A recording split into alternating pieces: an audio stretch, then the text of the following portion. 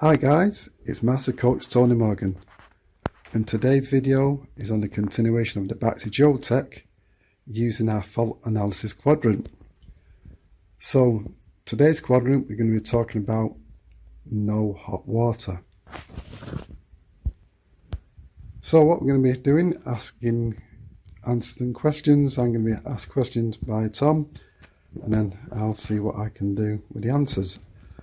Okay Tom, so fire away, what we got?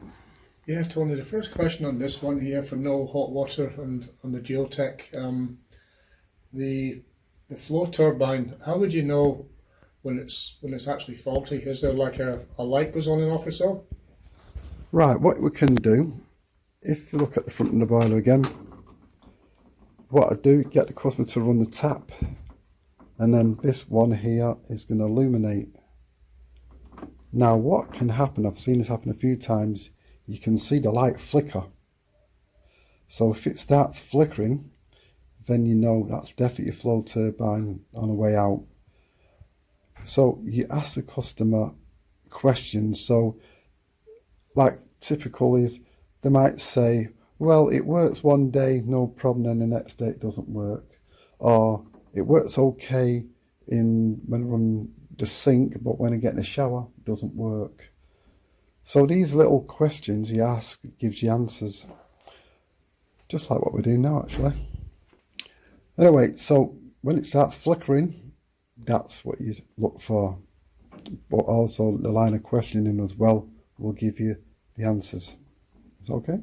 Yeah, so actually on the top of the flow turbine was like a little sensor on there. Is that that Hall sensor it's called, is it? That's it, the Hall effect sensor, yeah, that's it. And that flashes red when the water... Yeah, that's it, exactly. But as I said, looking at the front indicator, you can use that as your indicator because they kind of marry up together. Okay. Right, and I take it another question, in the line of sequence, basically, if the boiler doesn't fire up and you're looking and doing some checks, that you find that the thermistor's not doing its job properly, how do you actually test for that again? Right, well, if you have one in your arsenal of parts, what I would do, I would basically just clip that off there, the lead, put it on the new one, dry, so you're not actually going to take it out of the water, put it on dry, swap it over, and then see what happens. And then if it is that, the boiler will fire up. Now, to test that, what you'll get basically is, say your heating's working fine, you run your heating, fires up no problem, indicators on here, burn light comes on here, so these two are on for heating.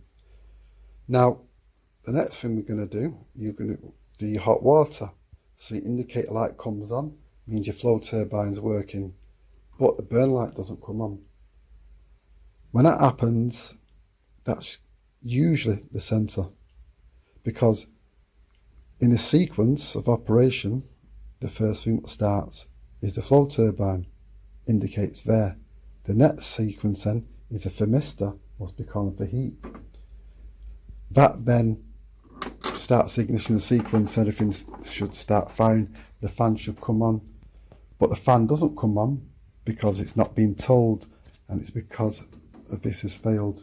But you can do that, check what I just said, swap it over. If it fires up, then you know it's this thermistor, hot water. So am I right in thinking that hot water sensor is a wet pocket? You can't just change it, you've actually got to drain the boiler then?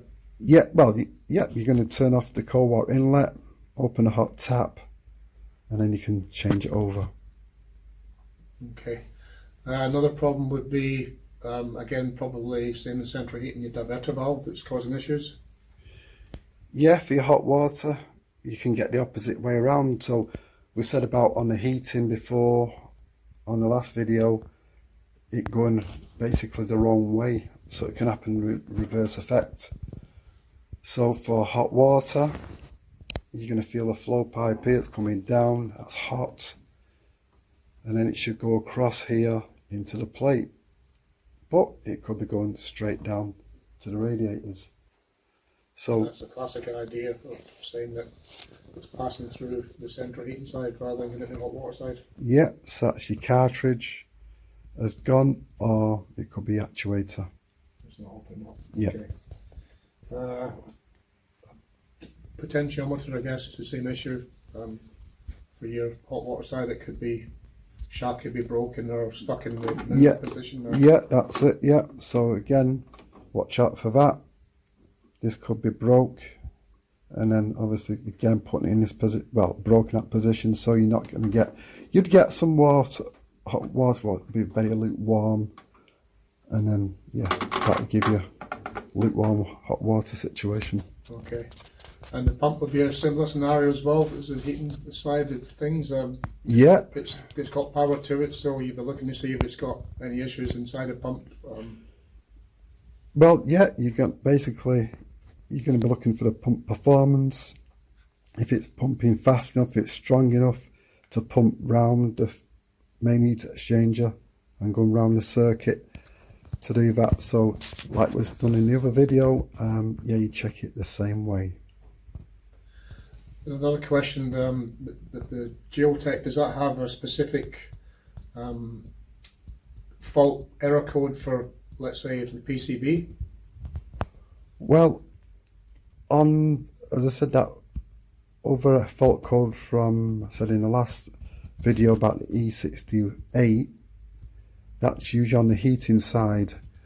For the hot water side PCB fault, pretty rare really. If it comes up with an error code, it's going to really knock everything out altogether. You don't just get one-sided. So basically you would probably have nothing working at all then? Yeah. Yeah. If it was a PCB fault, yeah. Okay. Now, what about the hot water heat exchanger? Can that in any way cause any shutdowns at all on the hot water side? Yeah, absolutely. So you're going to get basically lukewarm hot water, so the customer's saying it's not as hot as it was before. So again, that's going to be that's a plate heat exchanger there, so that could be partially blocked, stopping the restriction flowing through, so pump can't really push all the way through. So when it comes down here across, there's a restriction, it creates heat build up, the primary thermistor sees that and then shuts down or slows down the fan, and then obviously not enough heat to heat the primary water to make the heat. So you shut the boiler down, you can maybe go on and off a few times by doing yeah, this? Or? Yes, that's it, yeah. So by listening to the customer and also listening to the boiler, listen to the fan speed, how it behaves, give you some indication if there's a restriction in the primary flow through the boiler. So obviously when the hot water demand is on, the fan should be blasting at 100%, shouldn't it? Correct. That's it. Right. I think that's pretty much questions answered for me, thank you. Okay, so we're going to end today's video on the segment of hot water in our quadrant. So hopefully that was informational to you. You got some great tips on what to look for in this area, and we'll see you in the next video. Bye for now.